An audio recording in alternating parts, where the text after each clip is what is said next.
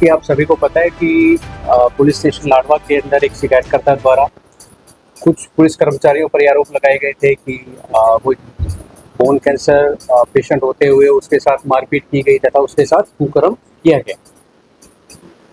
तो जैसे ही ये आरोप लगे, पुलिस ने अपनी त्वरित कार्रवाई करते हुए इसके अंदर तत्काल ही एफआईआर रजिस्टर की थी तथा सीनियर ऑफिसर्स के अंडर में एक एसआईटी का गठन किया गया था। उस एसआईटी का जो नेतृत्व किया था वो डीएसपी लाडवा ने किया था। करीब 15 दिन आज इसको हो चुके हैं और इसके अंदर लगभग सारी इन्वेस्टिगेशन हमारी कंप्लीट आज हो चुकी है। साइंटिफिक सारी इन्वेस्टिगेशन इसके अंदर की गई है, जिसके अंदर जो जो डिटेल्स आई हैं वो मैं आज आपके सामने साझा करूंगा। सबसे पहले तो 17 और 18 की रात, जिस रात का ये इंसिडेंट था, मेडिकल रिपोर्ट्स के मुताबिक जो शिकायत करता था उसने शराब का सेवन किया हुआ था। ये मेडिकल रिपोर्ट्स इसकी पुष्टि करती है।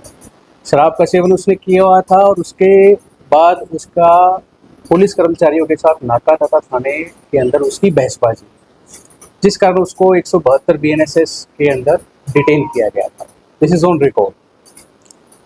उसके बाद पूरी रात वो थाने के अंदर सीसीटीवी फुटेज की कवरेज के अंदर आए, इवन लॉकअप के अंदर भी।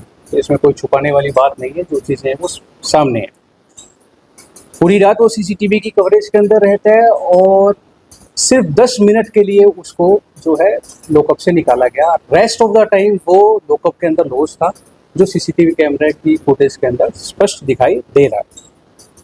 इस 10 मिनट के दौरान उसके साथ जो है वो मारपीट की पुष्टि होती है। और मारपीट का कारण ये सामने आया कि जब वो लॉकअप के अंदर फर्स्ट लॉज्ड था तो उसका उन पुलिस कर्मचारियों के साथ उसकी बहसबाजी होती है। इसमें शराब का सेवन एक किया हुआ था, तो इसने उनको कुछ उल्टा बोला, जिस कारण उन्होंने उत्तेजित होकर इसके साथ मारपीट की। अब आते हैं हम उन आरोपों की ओर जो इस केस को थोड़ा इन अपराधों को थोड़ा संगीन बनाते हैं। सबसे पहले ये था कि बोन कैंसर पेशेंट के साथ कुकर्म हुआ, ब्लीडिंग हुई, जिसे आप लोगों ने बिना कोई पुष्टि हुए आप लोगों ने सभी ने इसको उठाया था। मैं आपको बताता हूँ, इसके अंदर कोई बोन कैंसर का पेशेंट वो नहीं था। उस व्यक्ति को कई बार हमने डॉक्यूमेंट दिए, पीजे से भी वेरीफाई किया, वो बोन कैंसर का पेशेंट नहीं है। फर्स्ट थिंग, कोई उसकी कीमोथेरेपी नहीं हुई है। सेकंड, उसके बाद जहाँ तक कुकर्म की बात थी तो उसमें हमने सभी इसकी डीएनए रिपोर्ट्स, जितने स्वैब्स थे, जितने कपड़े थे, सबकी करवाई गई।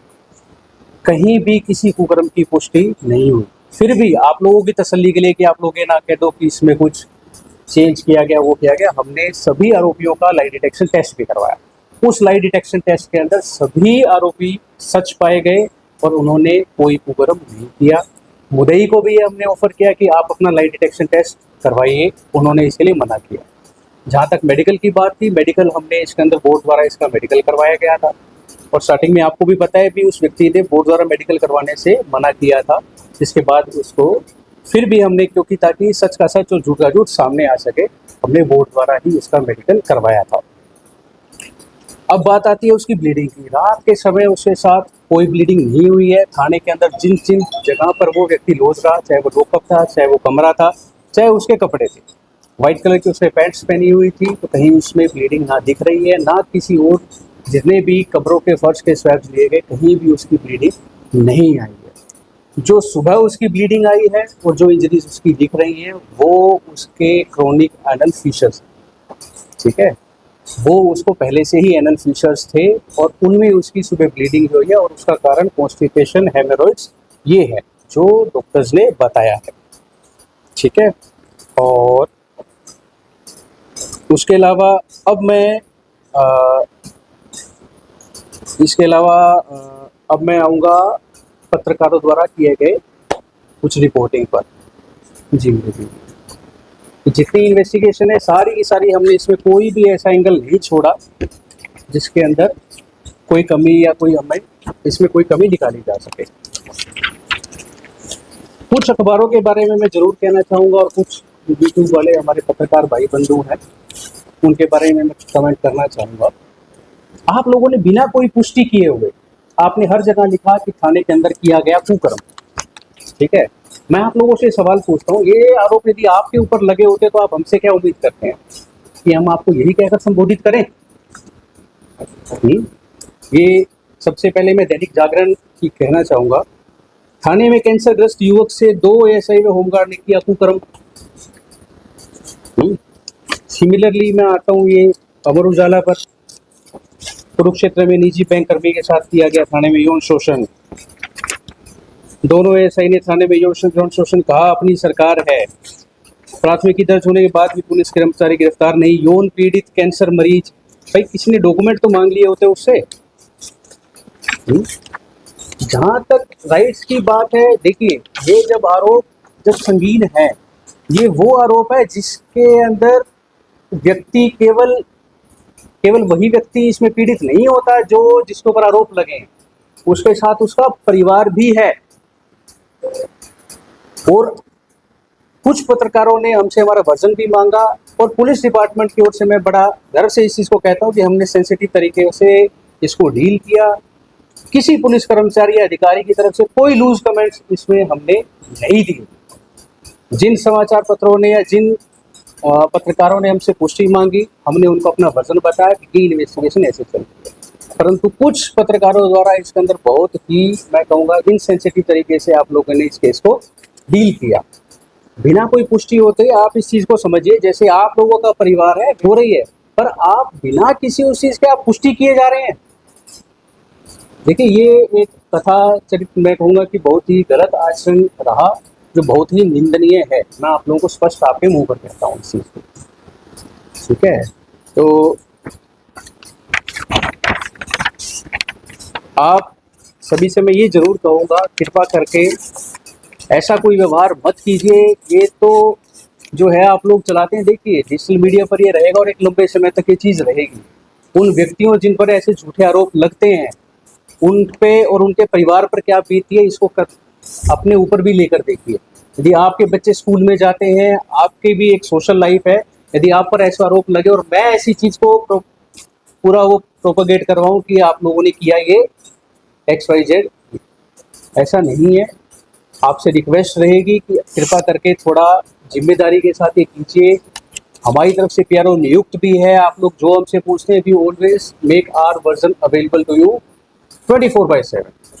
बहुत सारे पत्रकार मेरे को रात को भी फ़ोन करते हैं, मैं कभी उसको ऐसा नहीं, उनको उनका वर्जन दिया जाता है। कृपा करके लोगों को ये कहने का मौका मत दीजिए कि ये माइक नहीं है, उस तरह है, और बतौर मानव सभ्यता आप लोगों का विकास ही नहीं हुआ। सेंसिटिव केसेस हो, उनको सेंसिटिव तरीके से ही उनको डील किया जाए। धन्यवाद। कुरुक्षेत्र में रिटायर्ड कर्मचारी आए थे जो कह रहे थे कि जिन संगठनों ने इस मामले को भड़काया है उसके खिलाफ भी आपको पत्र देकर गए थे। मैं इसमें बता देता हूँ, आप लोग इसमें क्या छुपाना है, इसमें मैं बताता हूँ इसको कैसे अंजाम दिया गया। जो एक कहानी रची गई कि बोन कैंसर है, उसके बाद कीमो हो गई, वो हो गया, इसमें कुछ लोगों की मिली भगत आई है जिन्होंने उस व्यक्ति को गलत गाइड किया। उनके खिलाफ भी एक्शन लिया जाएगा। उनके बारे में मैं आज डिटेल्स आपसे नहीं डिवल्स करूंगा, बट यस, इन्वेस्टिगेशन में चीज़ें निकल के आई हैं कि कुछ लोगों ने उनको भड़का कर ये चीज़ उनसे ये आरोप लगवाए थे। एक एक चीज़ बिल्कुल एक एक रेशे की तरह सामने आ चुकी है। इन आरोपों के पीछे मंशा क्या थी? ये जो इतने गंभीर आरोप लगाए थे उस व्यक्ति ने, इसके पीछे मंशा क्या थी? देखिए, मंशा का अब इसको क्या बताएं। मेरे को जो लगा कि व्यक्ति के साथ मारपीट हुई, इसकी मैं पुष्टि करता हूँ, और मारपीट के ऊपर हमने एक्शन भी दिया, हमने FIR भी की, हमने उनके ऊपर डिसिप्लिनरी प्रोसीडिंग्स भी इनिशिएट की।